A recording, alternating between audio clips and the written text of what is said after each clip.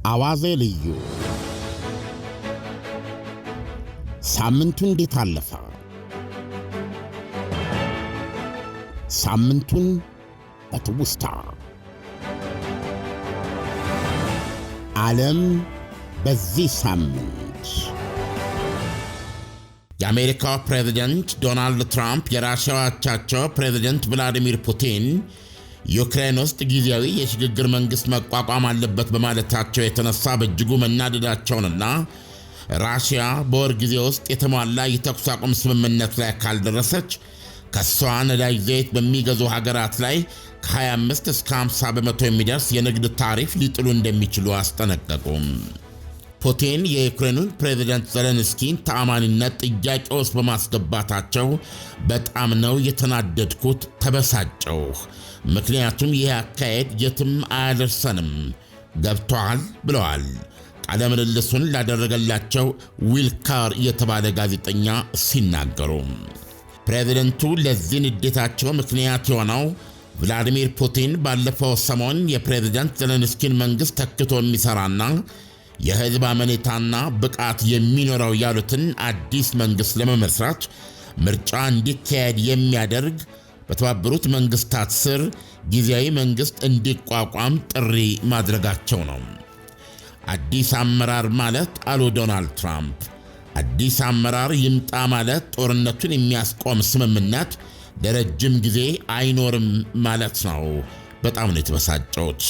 ስለዚህ ስምምነት ላይ ካልደረስንና የዚህ ምክንያቱም ራሽያ ነች ብዬ ካሰብኩ ራሽያ ላይ ሁለተኛ ደረጃ ማዕቀብ እጥላለሁ ብለዋል።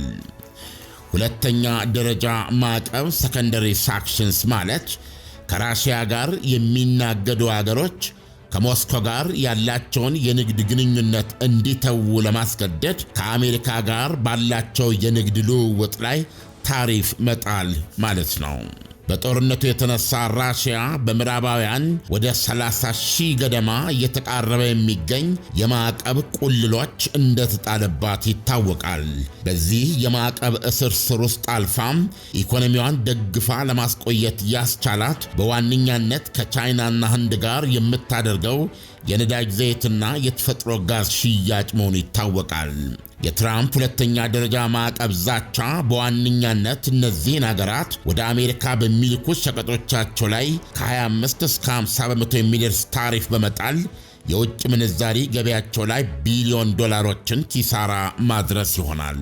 ለምሳሌ ቻይና በፈረንጅ 2023 የ501 ቢሊዮን ዶላር፣ ህንድ ደግሞ የ77.5 ቢሊዮን ዶላር ሸቀጦችን ለአሜሪካ ሸጠዋል። ራሽያ በወር ጊዜ ውስጥ የዩክሬንን ጦርነት ሙሉ በሙሉ የሚያስቆም የተኩስ አቁም ስምምነት ላይ ካልደረሰችና ትራምፕም እንደዛቱት የታሪፍ እርምጃቸውን የሚወስዱ ከሆነ ቻይናና ህንድ ከራሽያ ጋር የነዳጅ ዘይትና የተፈጥሮ ጋዝ መናገዳቸውን ሊያስተጓጉለው ይችላል። ይህም ራሽያን ወሳኝ የሆነ ገቢ ሊያሳጣት ይችላል የሚል የተንታኞች እምነት አለ። ራሽያና እኔ የዩክሬኑን ደም መፋሰስ የሚያስቆም ውል ለመቋጠር ባንችልና የዚህ ምክንያቱ የራሽያ ስህተት ነው ብዬ ባስብ ላይሆንም ግን ይችላል። ዘይት ላይ ማለትም ከራሽያ ወደ ውጭ በሚላኩ ሁሉም አይነት የነዳጅ ዘይቶች ላይ ሁለተኛ ደረጃ ታሪፍ እጥላለሁ ብለዋል ትራምፕ።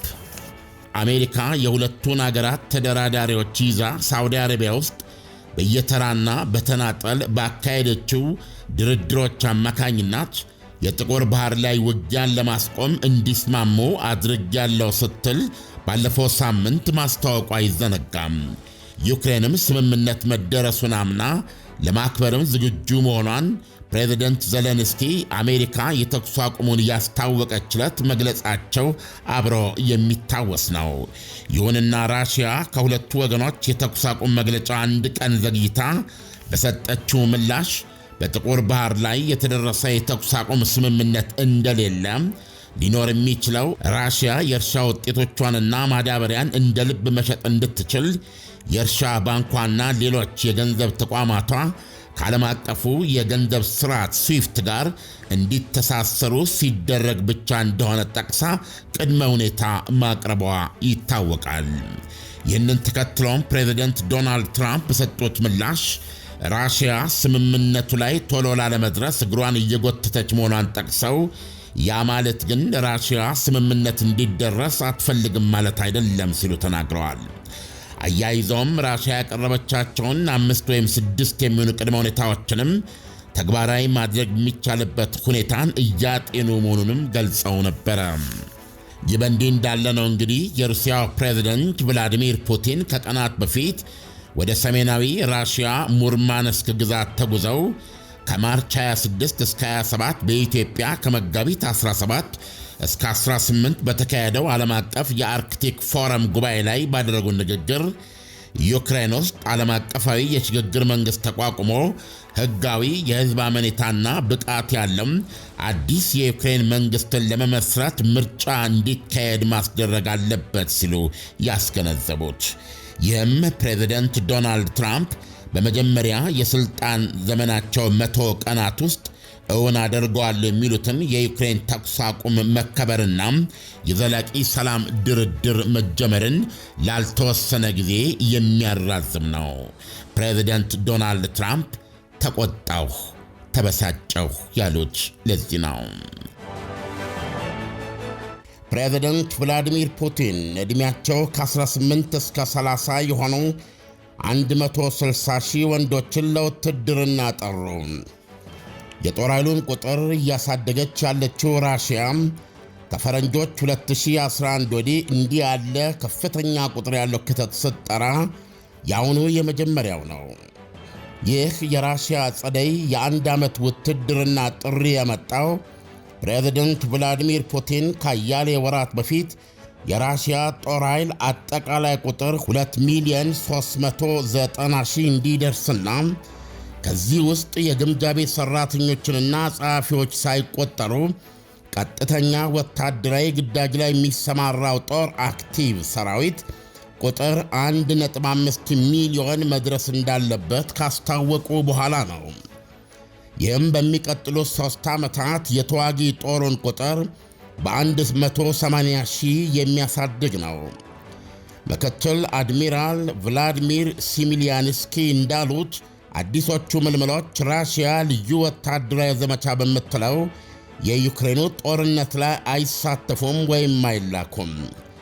ይሁንና የዜና ምንጮች እንደሚያቀርቡት በጦርነቱ የመጀመሪያ ወራት ወቅት ተመሳሳይ ምልምሎች ወደ ራሽያ የድንበር ግዛቶችና ወደ ዩክሬን ለግዳጅ ተልከው መሥዋዕት ይሆኑም አሉ።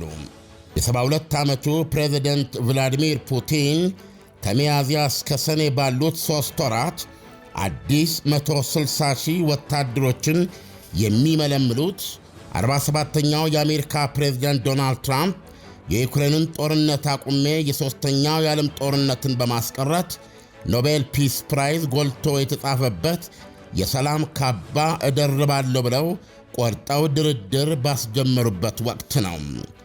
ፑቲን ምንም እንኳ እምቢየው የሚል ቃል ከአፋቸው ባይወጣም የዩክሬንን የኤነርጂ ተቋማት በተለይም የኤሌክትሪክ ማመንጫና ማሰራጫ ጣቢያዎችን በሚሳኤሎችና በሰው አልቦች ወጀብ ከመውገር ቦዝነው አያውቁም ይላሉ ዘገባዎች።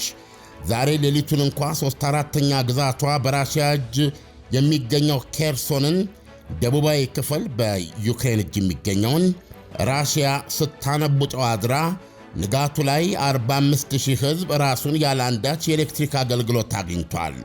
ራሽያ በመሬትም በክርኗ መሳብ ቀጥላ ዶነትስክ ውስጥ ሮዝሊየቭ የተባለች መንደርን ከዩክሬን ነጥቃ መቆጣጠሯን አስታውቃለች። ራሽያ በዓመት 2 ጊዜ ከምታካሄደው ምልመላ በተጨማሪ በኮንትራት ስምምነት አማካኝነት ከፍተኛ ቁጥር ያለው ወታደር መልምላለች። ከሰሜን ኮሪያም በሺዎች የሚቆጠሩ ወታደሮችን መልምላ አስገብታለች ይላሉ ዘገባዎች። ቢቢሲ አረጋገጥኩ ባለው አሃዝ ራሽያ ከ100,000 በላይ ወታደር ዩክሬን ውስጥ ተገድሎባታል።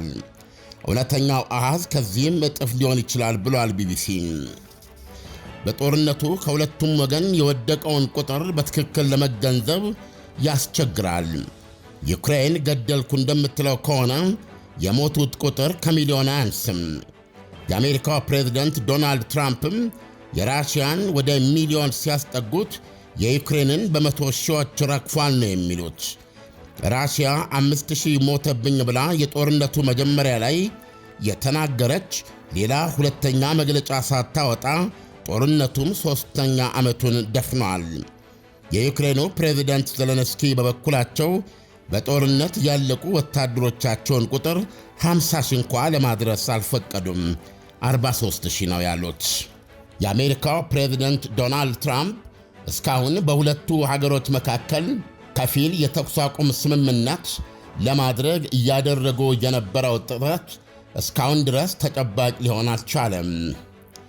የመጀመሪያው በሁለቱም ሀገሮች የኤነርጂ ተቋማቶች ላይ ጥቃት ማድረስን እናቆማለን በማለት የገለጹ ቢሆንም እንደሰማችሁት በዩክሬንም ሆነ በራሽያ በኩል መጠቃቃቱ ቀጥሏል። ጥቁር ባህር ላይም ተደርሷል ተብሎ የተገለጸው የሳውዲ አረቢያው ድርድር ውጤት አሁንም ድረስ ምንም አይነት መያዣ መጨበጫ የለውም።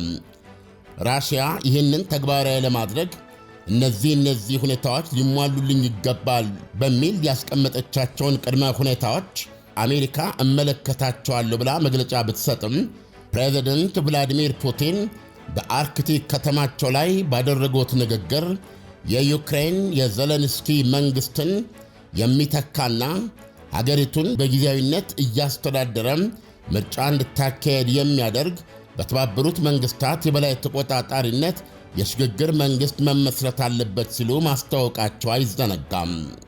ከሽግግር መንግሥቱ ምስረታ በኋላ ደግሞ በሀገሪቱ ዲሞክራሲያዊ ምርጫ ተካሂዶ ከሚመጣው መንግሥት ጋር ነው ራሽያ ተኩስ አቁምም ሆነ ዘላቂ ሰላም ልትፈራረም የምትችለው ብለው ነበረ። ይህም ንግግራቸው ወደ ሥልጣን ከመውጣታቸው በፊት ጀምሮ የዩክሬኑን ጦርነት በ24 ሰዓት ዕድሜ ቋጨዋለሁ በሚል ወደ ሥልጣን የመጡት ፕሬዝደንት ዶናልድ ትራምፕ ሌላው ቀርቶ በመጀመሪያው የሥልጣን ዘመናቸው 100 ቀናት እንኳን አንዳች ነገር ሊፈይዱ የማይችሉበትን ሁኔታ የሚፈጥር በመሆኑ በአደባባይ በቭላዲሚር ፑቲን ላይ ተበሳጭቻለሁ። ራሽያ በዚህ መንገድ እግሯን የምትጎትት ከሆነ እና በሚቀጥለው አንድ ወር ውስጥ ሙሉ በሙሉ በሁሉም በባህር፣ በአየር፣ በምድር የተኩስ አቁም ስምምነት እንዲደረስ የማታግዝ ከሆነ ሁለተኛ ደረጃ የተባለ ማዕቀብ እንደሚጥሉባት አስጠንቅቀዋል። ሁለተኛ ደረጃ ማዕቀቡ ለራሽያ ካዝና እጅግ ቁልፍ የሆነውንና ጦርነቱን የሚመግበውን ግዙፍ የነዳጅና የተፈጥሮ ጋዝ ምርቶቿን ለህንድና ለቻይና የማቅረብ ዕድሏን ለማሳጣት ያለመ ነው። በራሽያና በአሜሪካ መካከል የተፈጠረው ኩርፊያ ወደ ከፋ መቃቃር የሚለወጥ ከሆነና ፕሬዝደንት ዶናልድ ትራምፕ እንደዛቱት ማዕቀቡን ቻይናና ህንድ ከራሽያ ነዳጅ ዘይት ወይም የተፈጥሮ ጋዝ ቢገዙ እስከ 50 በመቶ የሚደርስ ማዕቀብ እንደሚጥሉ የዛቱትን በተግባር የሚያውሉ ከሆነ ሁለቱ ሀገራት ከራሽያ እነዚህን ምርቶች ለመግዛት ክፉኛ ይቸገራሉ፣ ይፈተናሉ። ይሁንና የራሽያ ቤተ መንግሥት ቃል አቀባይ ዲሚትሪ ፔስኮቭ ከተኩስ አቁሙን በተመለከተ ከአሜሪካን ጋር እየሰራን ነው ሲሉ መግለጫ መስጠታቸው አይዘነጋም። የጥቁር ባህርን የተኩስ አቁም ተግባራዊ ሊሆን የሚችልበትን መንገድ በተመለከተ ራሽያ አሁንም ከአሜሪካ ጋር በመነጋገር ላይ ነች ከማለታቸውን በተጨማሪም ፕሬዝደንት ቭላዲሚር ፑቲንም ከአሜሪካ ጋር ከፕሬዝዳንት ትራምፕ ጋር ለመነጋገር ዝግጁ ናቸው ሲሉ ማስታወቃቸው አይዘነጋም። ፕሬዝደንት ዶናልድ ትራምፕም በዚህ ሳምንት ከፕሬዝደንት ቭላዲሚር ፑቲን ጋር በስልክ እንደሚነጋገሩ መግለጻቸው ይታወቃል። ይሁንና ዶናልድ ትራምፕ ለሰጡት ዛቻ በቀጥታ ከፕሬዝደንት ቭላዲሚር ፑቲን የተሰጠ ምላሽ የለም። ምናልባት ሁለቱ መሪዎች በስልክ ከተነጋገሩ በኋላ ሊሆን የሚችል እንደሆነ ይገመታል። አሜሪካ ከጠቅላላ ራዳር ስውር ቢ2 ቦምብ አንጣፊ የጦር አውሮፕላኖቿ መካከል 30 በመቶ የሚሆኑትን ቢያንስ 6 ማለት ነው ወደ ህንድ ውቅያኖሷ ዲያጎ ጋርሺያ ደሴት መላኳ ተሰማ። ተንታኞች እንዳስቀመጡት ለመካከለኛው ምስራቋ ፋርሳዊት ምድር ኢራን ግልጽ መልእክት ለማስተላለፍ እየተደረገ ነው። የአሜሪካ ጀቶች የየመን ሐውቲ አማጽያን ይዞታዎችን በየቀኑ በሚያስብል ሁኔታ እየቀጠቀጡ ባለበት በዚህ ወቅት ፕሬዚደንት ዶናልድ ትራምፕና መከላከያ ሚኒስትራቸው ፔት ሄግሴት በኢራንና ተቀጽላዎቿ ላይ የባሰና የከፋ የቦምብ ድብደባ ሊካሄድ እንደሚችል ሲያስጠነቅቁ ነበረ። ፕላኔት ላብስ የተባለው የግል ሳተላይት ኩባንያ እንደገለጸው ወደ ሰፊዎቹና በጠላት ይዞታ አያሌ 100 ሜትሮች ላይ ቦምብ እንደ ኮብል ድንጋይ የሚያነጥፉ ቀሳፊዎች መካከል 6ቱ በደሴቲቱ ጦር ሰፈር አስፋልት ላይ ቆመው አሳይቷል። ሌሎችም ከእይታ የሰወራቸው መጠለያዎች ውስጥ ሳይኖሩ እንዳልቀረ ገምቷል። ነዳጅ ጫኝና የዕቃ ጫኝ ግዙፍ አውሮፕላኖችም በደሴቲቱ የአሜሪካና የእንግሊዝ የጋራ አየር ኃይል ጦር ሰፈር ውስጥ ታይቷል። ይህ የጋራ የአሜሪካና የእንግሊዝ የዲያጎ ጋርሺያ ደሴት የአየር ኃይል ጦር ሰፈር ከኢራን ደቡባዊ የውሃ ዳርቻዎች 3900 ኪሎ ሜትር ርቀት ላይ የሚገኝ ነው። የፕላኔት ላብ ፎቶግራፍ 4 ቢ2ቶችና 6 ድጋፍ ሰጪ አውሮፕላኖችን ያሳያል። የፔንታጎን ቃል አቀባይ የአሜሪካ ጦር በክልሉ ያለውን የመከላከል አቅም ለማፈርጠም ቢ2ቶችን በስም ሳይጠቅስ ተጨማሪ የጦር አውሮፕላኖች በሚል ወደ ቦታው መላካቸውን አረጋግጧል። ቃል አቀባዩ በመግለጫቸው አሜሪካና አጋሮቿ ለክልሉ ደህንነት ቁርጠኛ ናቸው፣ ስለዚህም ግጭትን ማስፋፋት ለፈለገ መንግሥታዊም ሆነ መንግሥታዊ ያልሆነ አካል ወይም ተዋናይ ምላሽ ለመስጠት ዝግጁ ነን ብለዋል። የሲኤንኤን ወታደራዊ ተንታኝ ሴድሪክ ሴተን በ$2 ቢሊዮን ወጪ የተሰሩት በነፍስ ወከፍ ዘመናዊና የተራቀቁት የጦር አውሮፕላኖች መላክ ለባላንጣ ኃይል የከበደ ማስጠንቀቂያ ነው ብለዋል። የቀድሞ አየር ኃይል የነበሩት ተንታኝ እንደሚሉት ከሆነ ቦምብ አንጣፊዎችን ወደ ክልሉ የማስጠጋት እርምጃ ለኢራን ከአንድ በላይ መልእክቶች የሚያስተላልፍ ነው። አንዱ መልእክት የየመን ሐውቲዎችን መደገፍ አቁሚ የሚል ነው። ሁለተኛው ደግሞ አሜሪካ የኢራንን ኒውክሌር ለማስጣል ከነበረው የመጀመሪያው መጥፎ ስምምነት ምትክ አዲስ ስምምነት ከአሜሪካ ጋር እንድትፈራረም እሺ ብላ ድርድር የማትጀምር ከሆነ ግን ፍጻሜው የኢራን የኒውክሌር መሳሪያ ፕሮግራም መውደም እንደሚሆን ነው ብለዋል። ቢ2ቶች በነፍስ ወከፍ 16136 ኪሎ ግራም የሚከብዱና በአርማታና በብረት የተገደገዱና ከመሬት በታች በርካታ ሜትሮች የጠለቁ ማንኛውንም መዋቅሮች እንደ ፈንዲሻ የሚያንጣጣና ብትንቱን የሚያወጣ እጅግ መቅሰፍታዊ ቦምብ ተሸካሚዎች ናቸው። የአሜሪካ መከላከያ ሚኒስቴር ከዚህም ሌላ ዩኤስኤስ ካርል ቪንሰን የምትሰኘው አውሮፕላን ተሸካሚ የኤዥያ ፓሲፊክ ልምምዷን ከጨረሰች በኋላ ወደ መካከለኛው ምስራቅ እንደምታቀና ገልጿል። ሃሪ ትሩማን የምትባለዋ ሌላዋ አውሮፕላን ተሸካሚ የጦር መርከብ በሜዲትራኒያን ትገኛለች። ሶሪያ የእስራኤል የጦር ጀቶች በአየር ኃይል ጦር ሰፈሮቿና ሌሎች ወታደራዊ ይዞታዎቿ ላይ ትናንት ምሽት ያደረሱትን ከባድ የምልልስ ድብደባዎች ፍትሐዊነት የሌለው ሁኔታዎችን የማክፋት እርምጃ አለችው። ውጭ ጉዳይ መስሪያ ቤቱ እንዳለው ድብደባው ሐማ የሚገኘውን የአገሪቱን የአየር ኃይል ጦር ሰፈር ከሞላ ጎደል አውድሞታል። በደርዘኖች የሚቆጠሩ ሲቪሎችና የጦር ሰዎችንም አቁስሏል ብሏል። የእስራኤል ጦር በበኩሉ ምዕራባዊ ሐማና ማዕከላዊ ግዛት ቲቢ የተሰኙትን የአየር ኃይል ጦር ሰፈሮች የቀሩ አቅሞችን ነው ያደባየውት ብሏል። ዋና ከተማ ደማስቆ ውስጥ የሚገኝ ወታደራዊ መሠረተ ልማትንም አንፍሬያለሁ ብሏል።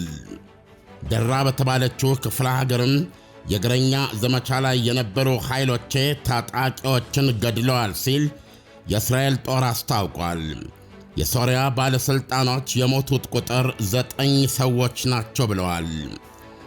ይህ የፋመ የጋመ የእስራኤል ድብደባ የመጣው ቱርክ ተዋጊ ጀቶቿንና የአየር መከላከያዎቿን የተለያዩ የሶሪያ የአየር ኃይል ጦር ሰፈሮች ውስጥ እያጓጓዘች ማስገባት ጀምራለች የሚሉ ሪፖርቶች ከተሰሙ በኋላ ነው። የእስራኤል መከላከያ ሚኒስትር እስራኤል ቃጽ ለሶሪያ የሽግግር ጊዜ ፕሬዝደንት አህመድ አልሻራ በዛሬው ዕለት በሰጡት ጥብቅ ማስጠንቀቂያ ለእስራኤል ጸርና ጠንቅ የሆኑ ኃይሎች አገርህ እንዲገቡ የፈቀድክለት ከባድ ፍርጃ ይደርስብሃል ሲሉ አስጠንቅቀዋል። የአሳዶችን ድንገተኛና ምጣታዊ መከንበል ተከትሎም በድል አድራጊነት ወደ ደማስቆ የገሰገሰውን ቱርክ ደገፉን የአልሻራ መንግሥት እስራኤል ከጅምሩ ብቻ ሳይሆን አሁን ድረስ የማታምነውና በጠላትነት የምትኮንነው መሆኑ ይታወቃል። በዚህም የተነሳ የእስራኤል የጦር ጀቶች በሶሪያ የሠራ አካላት ላይ በሚገኙ የጦር ጀቶች፣ ታንኮች፣ ሚሳይሎችና የአየር መከላከያ መሣሪያዎች እንዲሁም የጦር መሣሪያ ፋብሪካዎችና የምርምር ማዕከላት ላይ ያነጣጠሩ በመቶዎች የሚቆጠሩ የአየር ድብደባዎች አካሄዳለች። የሶሪያን የ13 ዓመታት የእርስ በርስ ጦርነት ባለፈው ታኅሳስ ወር የቋጨው የአልሻራ እስላማዊ ኃይል ቡድን ኤክቴስ ተብሎ ይታወቃል። ኤክቴስ የቀድሞ የአልቃይዳ እህት ድርጅት የነበረና አሁንም ድረስ በተባበሩት መንግሥታት፣ በአሜሪካ፣ በአውሮፓ ኅብረትና በእንግሊዝ በአሸባሪነት ተፈርጆ የሚገኝ ኃይል ነው። የኤክቴስን ድል አድራጊነት ተከትሎ እስራኤል በጎላን ኮረብታዎች ቀጠና ውስጥ የሚገኝና በተባበሩት መንግሥታት ቁጥጥር ስር የነበረ ከወታደራዊ እንቅስቃሴ የጸዳ እግድ መሬት ባፈር ዞን በጦር ኃይሏ ተቆጣጥራለች። እንደዚሁም የጎላን ኮረብታዎችን አዋሳኝ የሆኑ አያሌ ስፍራዎችንና የሄርሞን ተራራ ከፍታ ነጥብ ወይም ጫፉን ተቆጣጥራለች። አያይዛም ድንበሯን የሚታከኩ 3 ደቡባዊ አዋሳኝ የሶሪያ አውራጃዎችን ደራ፣ ኪንጌራና ስዋይዳ ከማንኛውም ወታደራዊ እንቅስቃሴ ሙሉ በሙሉ ነፃ እንዲሆኑ ጠይቃ የአልሻራ መንግሥት ወታደሮች እነዚህ አውራጃዎች እንዲገኙ በምንም ተአምር እንደማትፈቅድ አስጠንቅቃለች። ይህ በእንዲህ እንዳለ ትናንት ምሽቱን ወደ ሶሪያ ግዛት የበረቁት የእስራኤል የጦር ጀቶች ለ30 ደቂቃ ያህል ብቻ በሶሪያ የአየር ክልል ውስጥ በቆዩበት መላ አገሪቱን ያካለለ ድብደባ 5 ስፍራዎችን በተለይ በመደብደብ የሐማ ወታደራዊ አየር ማረፊያን ከስር መሠረቱ አውድማለች ሲል የሶሪያ ውጭ ጉዳይ ሚኒስቴር አስታውቋል።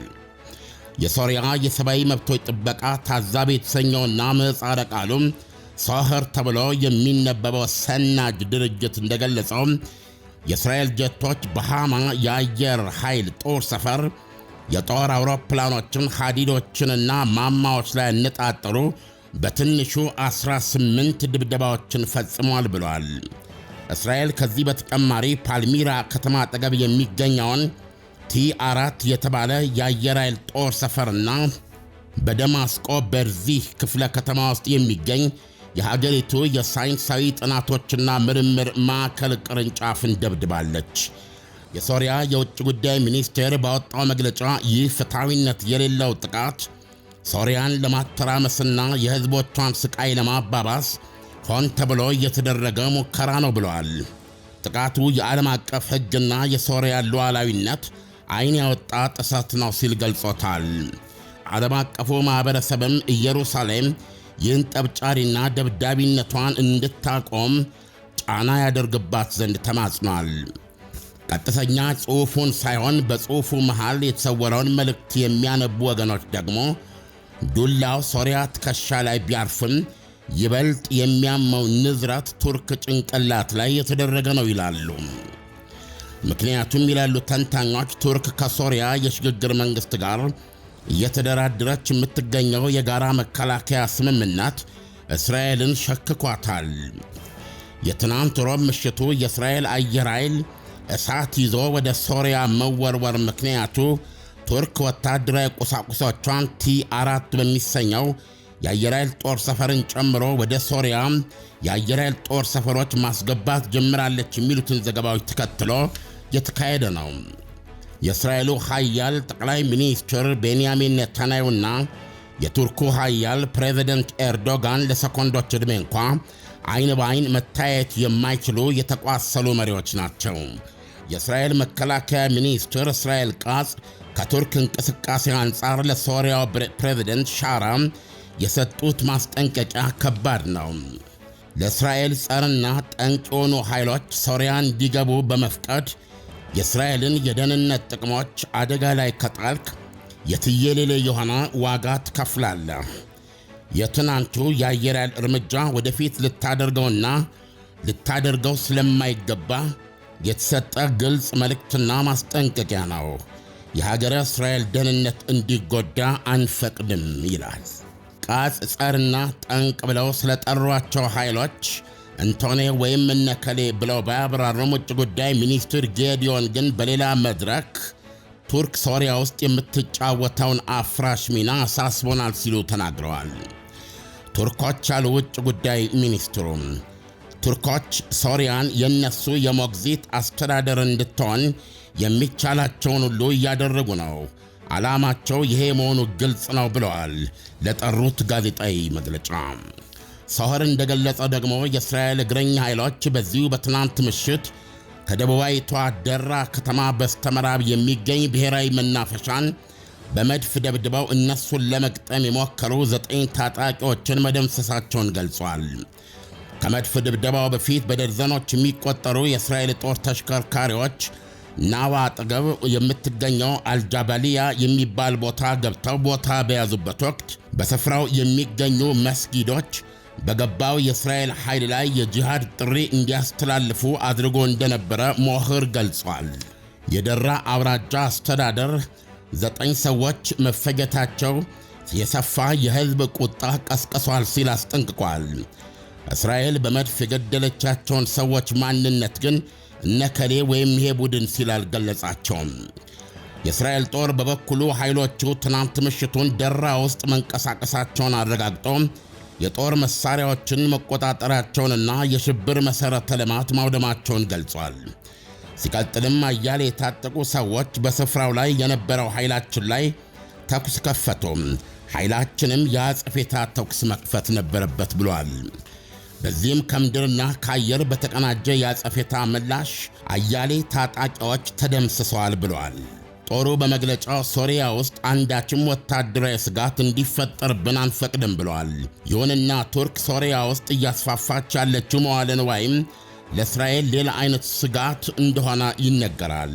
ክልላዊ ወታደራዊ ግፍጫ የመከሰት ዕድሉ እያደገ ሶሪያም ተመልሳ የውጭ ኃይሎች ጡንቻ ማፍታቻ ዳግማዊ ጦር ሜዳ የመሆን እርግማኗ እያገረሸ የመምጣቱ አደጋ ፈጥጧል ይላሉ ተንታኞች። ፕሬዚደንት ዶናልድ ትራምፕ ራስ ፈጠር በሆነ ታሪፍ አመጣሽ ዓለም አቀፋዊ ቀውስ ውስጥ ብቅ ጥልቅ ማለታቸውን አስተውለው የግሎባሊስቶቹና ሊበራሎቹ አውራ የቀድሞ ፕሬዚደንት ባራክ ሁሴን ኦባማና የትናንት ምክትል ፕሬዚደንትና ፕሬዚደንታዊ ተወዳዳሪ ካማላ ሃሪስ በፕሬዚደንቱ ላይ አላልናችሁም ነበረ የሚሉ ግዛት ማሰማት ጀመሩ።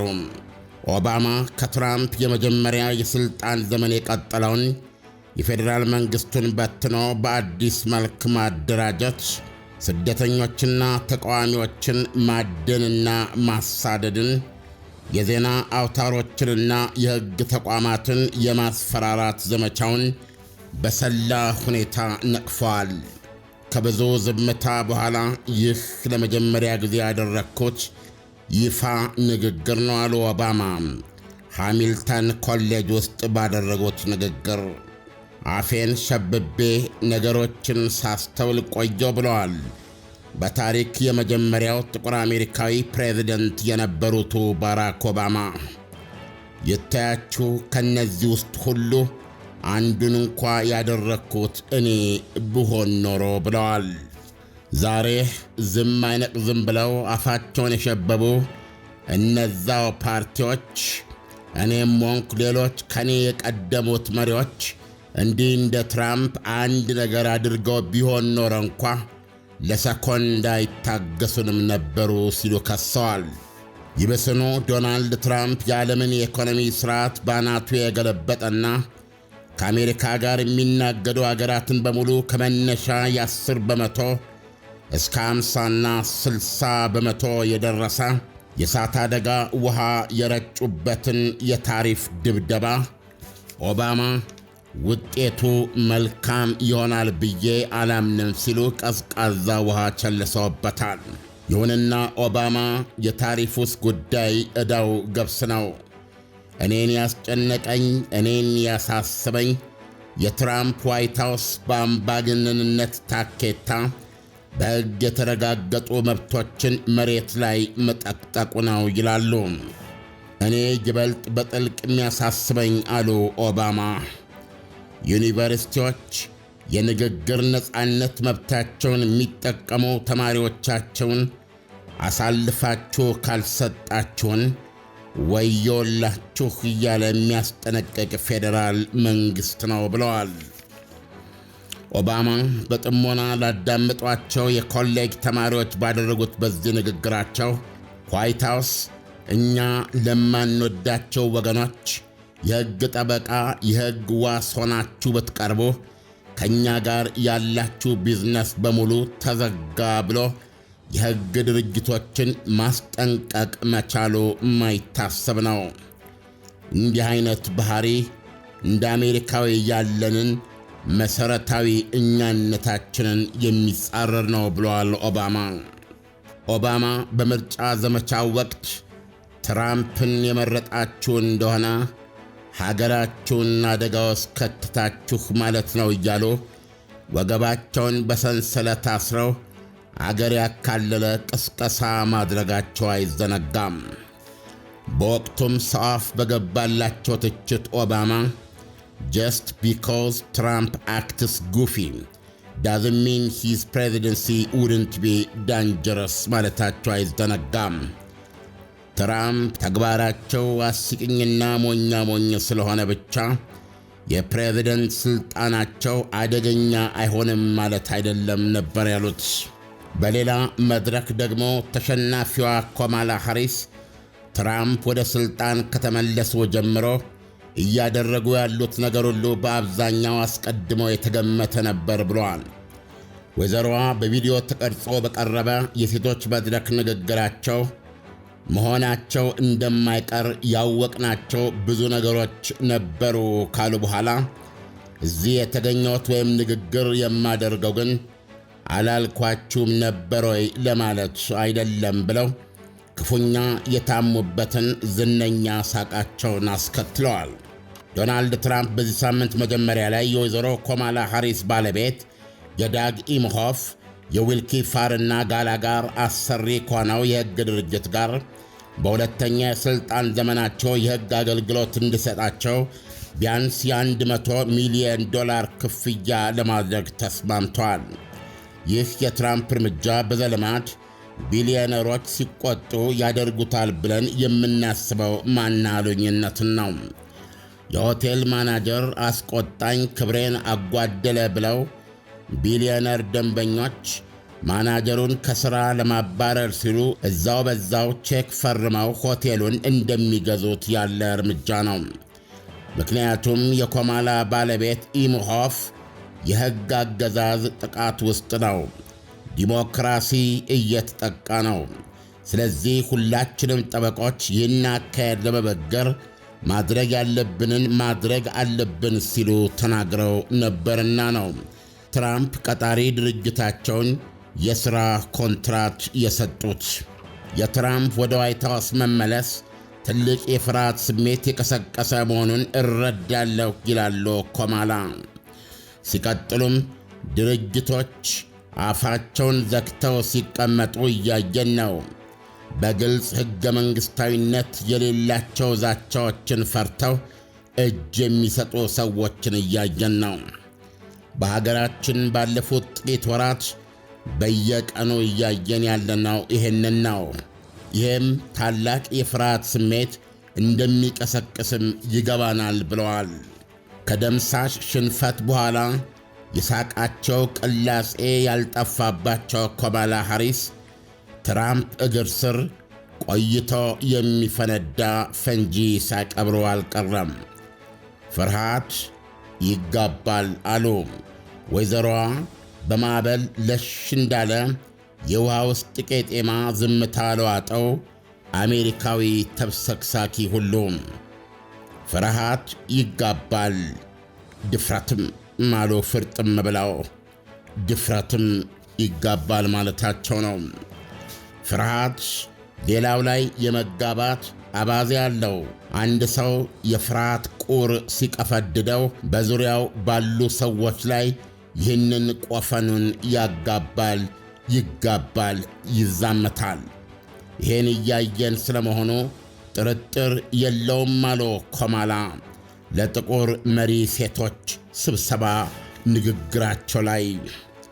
ግን ይሄንንም እላለሁ አሉ ኮማላ ሲደመድሙ፣ ግን ውድ ወዳጆቼ ይሄንንም እላለሁ፣ ድፍረትና ወኔም ይጋባል፣ ይዛመታል ሲሉ ፍርጥም ብለዋል። አሜሪካ አምባገነናዊ ረጅም እጅና በቢሊዮነሮች አጀንዳ የተደገፈ ያለችውን የዶናልድ ትራምፕ አገዛዝን ለመቃወም በነቂስ ሰልፍ እየወጣች ነው። ነገ ታዩታላችሁ ደመነፍሴን እመኑ በሚል ፈሊጥ ያዩትን ሁሉ በማፍረስ በመበተንና በማተራመስ የተጠመዱት ዶናልድ ትራምፕ ላይ በዋሽንግተን ዲሲ፣ ፍሎሪዳና ሌሎች ከተሞች በጥቅሉ ከ500,000 በላይ ሕዝብ እንደሚወጣ ይጠበቃል።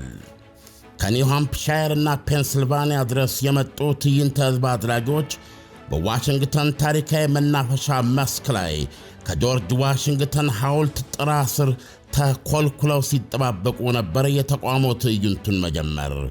በአሁኑ ሰዓት ትዕይንቱ እየተካሄደ ነው። ተቃውሞ አድራጊዎቹ እንደሚሉት የዚህ ሰደዳዊ ቁጣ ሰልፍ ዓላማ ሕዝቡን ተነስ ብሎ ለመቀስቀስና ወደ ንቅናቄ ለመግባት ነው። ኮሊ ፍራዝ የተባለ አሜሪካዊ ሲናገር ሰውየው በደም ፍላትና በጉልበት ስለሚመልሱ ሕዝቡ ተቃውሞ ለማሰማት ፈርቷል ብሏል። የዛሬው አገር አካላይ የተቃውሞ ትዕይንት በዚህ ተቃውሞ ላይ ላልተሳተፉ አሜሪካውያን ይኸውላችሁ ወጥተን እየተጋፈጥን ነው የሚል መልእክት ለማስተላለፍና ጥንካሬያቸውን ለማሳየት ብሎም እነሱም በተመሳሳይ ሁኔታ ወጥተው መቋቋም እንዲደፍሩ ለማነሳሳት መሆኑን ይናገራሉ። ለዛሬ የታቀደው ከ1,000 በላይ ተቃውሞዎች ናቸው በተለያዩ የሀገሪቱ ክፍል። ከትዕይንተ ሕዝቡ አዘጋጆች አንዱ የሆኑትና ኢንዲቪዚብል የሚባለው ማኅበር መስራች ኢዝራ ሌቪን ሲናገሩ በአሜሪካ ታሪክ በቅርብ ዓመታት ውስጥ ሁሉ ከተደረጉት የአንድ ዕለት ተቃውሞ ወይም ትዕይንተ ሕዝቦች ሁሉ ይሄኛው ግዙፉ እየሆነ ነው ብለዋል። በዋሽንግተን ሞል ማለትም በታሪካዊ የዋሽንግተን መናፈሻ መስክ ከሁሉም የገዘፈ እንደሚሆን ይጠበቃል። የሜሪላንድ ዲሞክራቲክ እንደራሴ ጂሚ ራስኪን፣ የፍሎሪዳው ማክስዌል ፎረስትና የሚኒሶታ የኮንግረስ እንደራሴ አልሃም ኦማር ተገኝተው ንግግር ያደርጋሉ። ዶናልድ ትራምፕ ንጉሣዊ መንሰራፋት ከሚያሳዩበት የማርላጎ ዓለም 9 መዝናኛቸው በስተደቡብ የ1 ሰዓት ጉዞ ርቀት ላይ በሚገኘው የፍሎሪዳ ሆሊውድ ሁኔታው ሞቅ ደመቅ ያለ ነው። የዋይት ሃውሱን ራስ ብሩ ቢሊዮነር አማካሪን ኤለን መስክና በሱ ተቆጣጣሪነት በመንግሥት ሥራዎች ላይ የተፈጸመውን ቅነሳ በመጥቀስ ብዙዎች ነጮች የሆኑበት የተቃውሞ ትዕይንት ሄይ ሄይ ሆሆ ትራምፕ ኤንድ መስክ ሃቭ ጋት ቱ ጎ እያሉ ድምፃቸውን ሲያስተጋቡ ነበረ። ትራምፕና ኤለን መስክ ከሥልጣኑ ጥንቅር ይበሉ ማለት ነው። ገጽታው ደም አልባና ስሜት አልባ የሆነው ራስ ብሩ ኤለን መስክ የኤለን መስክ ቴስላ ኩባንያ ስሪት የሆኑ ሳይበር ትራክስ የተባሉ መኪናዎች በጎዳናው ላይ ሲያልፉ ባዩ ቁጥር ተቃዋሚዎቹ ውይ ሲያስጠሉ የሚል ስሜታቸውን ለመግለጽ በጩኸትና በፉጨት ተቃውመዋል። ፕሮሲኪዩት ኤንድ ጄል ዘ ተርድ ሬክ ብለዋል። ተርድ ሬክ ሰርድ ሬክ ከሚለው የመናጢውና የጎደሎ አዶልፍ ሂትለር ሦስተኛው ኤምፓየር አገዛዝ መጠሪያ ጋር በተዛምዶ የቀረበ ጥበባዊ አገላለጽ ነው። የሚሊዮኖች ሕይወትና ደህንነት ሳይጨንቀው ዩኤስኤድ የተባለውን የአሜሪካ የውጭ እርዳታ ኩባንያ የእንጨት ፈላጭ መጥረቢያ ስር ወረወርኩት ያለው በአሜሪካውያን እጅግ እየተጠላ የሚገኘው ቢሊዮነር ተርድ ሬክ ሲሉት ቀፋፊ አገዛዝ ማለታቸው ነው። ሙሉ ትርጉሙ ይህንን ቀፋፊ ሰው ፍርድ ቤት ገትራችሁ ወህኒ ቤት አውርዱት ማለት ነው። በሕይወት ታሪክ ውስጥ የወላጅ ፍቅር ያላጣጣመውና ከሕፃንነቷ ጀምሮ ያሳደጓትን የእንጀራ ልጃቸውን አግብተው የወለዱት አባቱ ፍዳውን ያስቆጠሩት ራስ ብሩ ኤለን መስክ አሜሪካውያኑ አልመረጥንም እያሉት ነው። በማርላጎ ጨፊያቸው ላይ ጥሩር መወርወሪያ በትር እንደጨበጡ የሚውሉት ዶናልድ ትራምፕ አገሬው እጆን ከዲሞክራሲ ላይ ያንሱ ሲል በቁጣ አሳስቧቸዋል። ሌላ የያዙት መፈክር ደግሞ የፑቲን ቡችላ መሆኑን ያቁሙ ይላል። ጄኒፈር ሄት የተሰኙ የ64 ዓመት ዕድሜ ያላቸው የሚዲያ ሰው ሲናገሩ በሁሉም መስክ ያለ ግጭት ግንኙነት መፍጠር የማይችሉት ትራምፕ እየወሰዱ ያለው እርምጃቸው ዲሞክራሲን፣ ኢኮኖሚያችንና የሲቪል መብቶቻችን ላይ የተነጣጠረ ነው ሲሉ ገልጸዋል። አንድ መፈክር USA no to king or oligarchy ይላል። አሜሪካ እምቢ ለንጉሥ ወይም የከበርቴ አገዛዝ ይላል።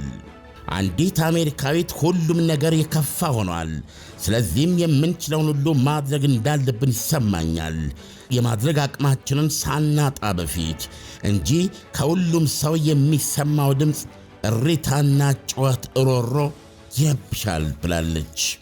ከሰባዎቹ ጀምረው አሜሪካ ስትገመጥና ስትዘነጠል ኖራለች የሚል ከሦስት ጋዜጦች የአንድ ገጽ ማስታወቂያ ያላለፈ ያልጠለቀ መክኖ ይዘው አሜሪካ ትልቅነትን የምታውቀውና የምትሆነው እኔ ስሳፈራት ብቻ ነው ብለው ያመኑት ዶናልድ ትራምፕ በተከታታይ ፖሊሲያቸው ውስጥ ነጭም ሆነ ጥቁር ለድሃ ሰው ማረፊያ የሚሆን ፖሊሲ ወይም መሻት የላቸውም። ብዙዎች እንደሚተቹት ትራምፕና እሳት አቀባያቸው ቢሊዮነሩ ወይም የአያን ራንድ አትላስ ሽራግድ ጀግና ጆን ጎልት አምሳያ ኤለን መስክ በጋራ ያጸኑት አልጋ ፍርድ ቤት አይሆንም ብሎ ያገደውን በማናለብኝነት እጅግር አስጠፍረውና አውሮፕላን አሳፍረው እስከ ማባረር ድረስ በሕግ ላይ ንቀት ያሳዩ ናቸው። ዘገባዎች እንደሚሉት የሕግና ሕጋዊ ሂደቶች የሚያስተዳድሩን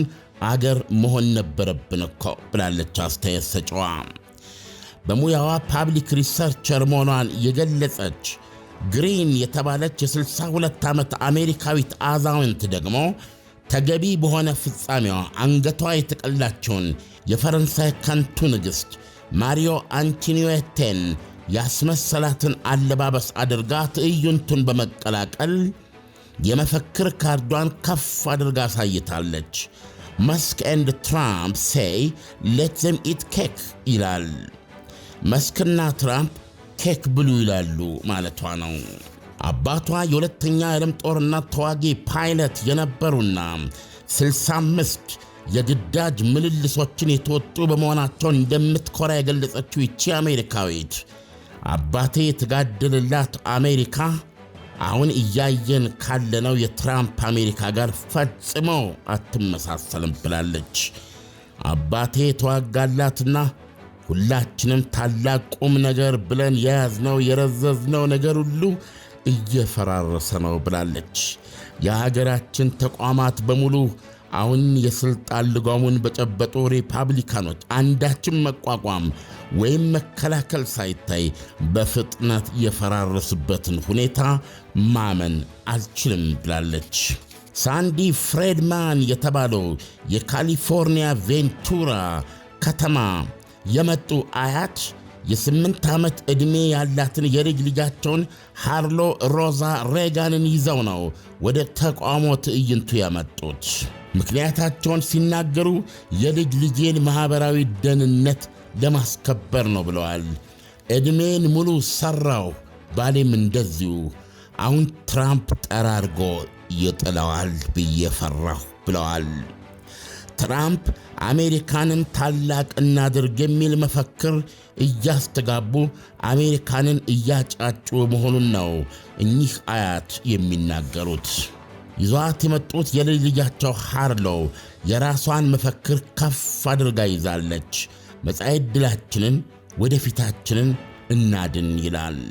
የተቃዋሚዎቹ ድረገጽ የዛሬን የቁጣ ትዕይንት ዓላማ ሲገልጽ A nationwide mobilization to stop brazen power grab in modern history ይላል። በዘመናዊ ታሪክ አይን ያወጣ የስልጣን ንጠቃን ለማስቆም የሚካሄድ አገር አቀፍ ንቅናቄ ማለት ነው።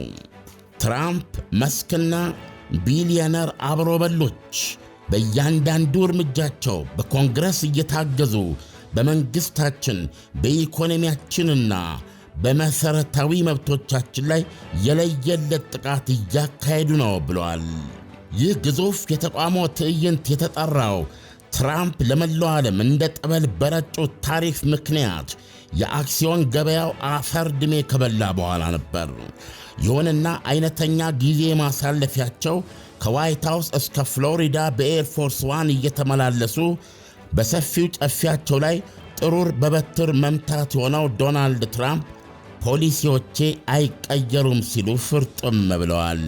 የዚህ ሳምንት የትራምፕ ተቀባይነት በሕዝብ አስተያየት መመዘኛ መቶኛ ወደ 43 በመቶ ወድቋል። ዋይት ሃውስ ከገቡ ወዲህ እንዲህ ሲወርድ የመጀመሪያው ነው። ይህ በእንዲህ እንዳለ ቴድ ክሩዝ የተሰኙ የቴክሳስ ሴናተር ሪፐብሊካን ናቸው።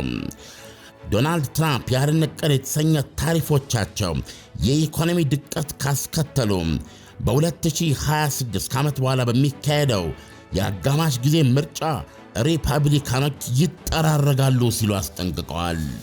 ክሩዝ ማስጠንቀቂያቸውን በመቀጠል ፕሬዝደንቱ ግራና ቀኝ እንደ ጠበል የረጯቸው ታሪፎች ለረጅም ጊዜ ከቀጠሉ በአሜሪካ ሸቀጦች ላይ ዓለም አቀፋዊ የአጸፋ እርምጃ ከተወሰደ እዚህ በሀገር ቤት ሥራዎች ይጠራረጋሉ፣ የአሜሪካን ኢኮኖሚ ክፉኛ ይጎዳል፣ የዓለም የንግድ ሥርዓትም ዓለማችንም በንግድ ጦርነት ውስጥ ትዋጣለች ሲሉ አስጠንቅቀዋል።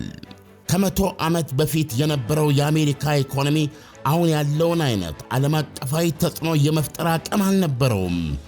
በዚህ አስተዳደር ውስጥ ታሪፎች ለዘላለም ይኑሩ ይቀጥሉ የሚሉ ሰዎች መኖራቸው ያስጨንቀኛል ብለዋል። ሌሎች ሪፐብሊካኖችም ድምፃቸውን እያሰሙ መሆኑ ይዘገባል። ይህ ሁኔታ ካልተቀየረ የ2026 አጋማሽ ምርጫ ኮንግረሱንም ሆነ ሴኔቱን ለዲሞክራቶች አሳልፎ የሚሰጥ ሊሆን ይችላል ብለዋል ክሩዝ። በአሁኑ ሰዓት የአሜሪካ ኮንግረስም ሆነ ሴኔት በሪፐብሊካኖች አብላጫነት የተያዘ ነው። ያን ጊዜ አሜሪካ የኢኮኖሚ ድቀት ውስጥ ከሆነችና ሰዎችም እየተጎዱ ከሆነ በድምፃቸው ስልጣን ላይ ያለውን መንግሥት ይቀጡታል ብለዋል። የትራምፕና መስክ ዋይት ሃውስ ታሪፎች የጎመራ ኢኮኖሚ ያመጣሉ የሚለው ፈሊጣቸውን ክሩዝ በበኩሌ አልጋራውም ብለዋል። በምድር ላይ ያሉ ሀገራት ሁሉ በአጸፌታ ታሪፍ አሜሪካንን ከመቱና የትራምፕ አጸፌታዊ የታሪፍ ጭነቶች ባሉበት ከቀጠሉ ውጤቱ መከራ ነው ብለዋል። ክሩዝ ለዶናልድ ትራምፕ በወገንተኛነት በሰጡት ምክር የታሪፉን መጠን ያውርዱ እባክዎት ብለዋል። አዋዜ ልዩ ሳምንቱ እንዴት አለፈ? ሳምንቱን በትውስታ ዓለም በዚህ ሳምንት